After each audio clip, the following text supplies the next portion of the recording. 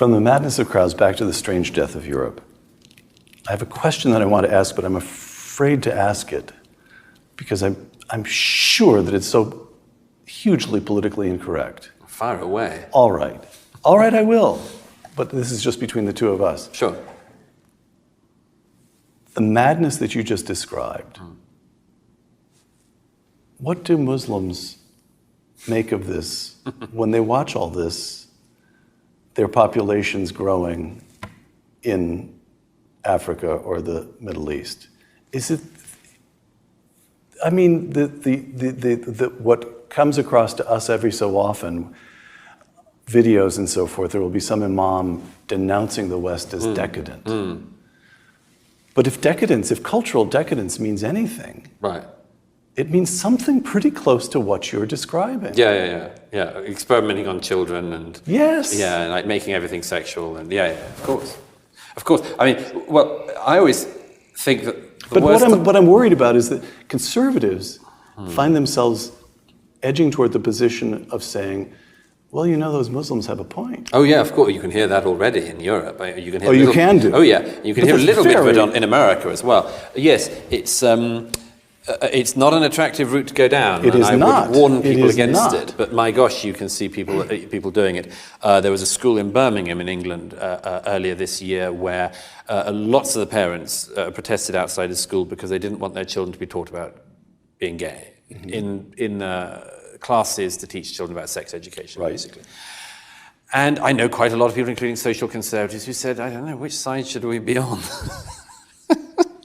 And look, it's if a culture pretends, this is a consistent thing in The Strange Death of Europe and The Madness of Crowds, if a culture pretends that it is this cheap, ridiculous, highly sexualized, race-obsessed,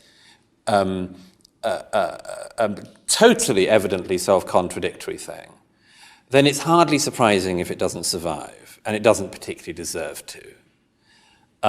My own view has always been that it's just absurd to think that this is the sum of what we've had. Right. And that's the obscenity of this, really. And that's why I say at the end of The Madness of Crowds, I want young people in particular to get fast ways out of this, shortcuts out of this madness, how to just get that out of your brain and get onto the life you need to live. And one of the things I keep coming back to is that we should have been asking this question much more all along these years of saying, compared to what? So, if there is a Muslim protest outside the kids' primary school because they don't want them learning about gay, find out what it is they do want. What it is that they do want. And if it is that they want Saudi mores on these sorts of things and punishments of, then that's as well to have that out, because then we can make a clear decision. But this is the case on all of them. When people tell us what a patriarchal and bigoted society we live in and how terrible, and how there's a war on women and a war on gays and a war on trans and a war on blacks and a war on everybody and against everybody else, compared to when? Right. Compared to what? Where's your place? Where's your nirvana? Because if you can't point to something that's at least semi-nirvana-like, then I see no reason why we should try this wholly new experiment. In reality, what the people do, if you say compared to what, they tend to, in your country as in mine, sort of reveal the foundations and say, you know, Cuban healthcare is particularly good, and so on. You know, actually, literacy standards in communist Russia are very, very impressive. You know, so they give away what they really want. Right. But that's the point: is if we keep saying compared to what, we know what we're running against, right, and we know what they're trying to do.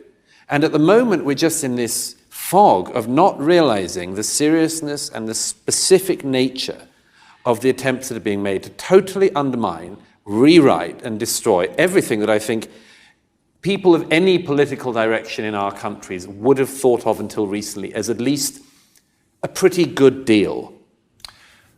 I'm happy to say, but sorry to say, that you've given me just another very powerful image that, okay.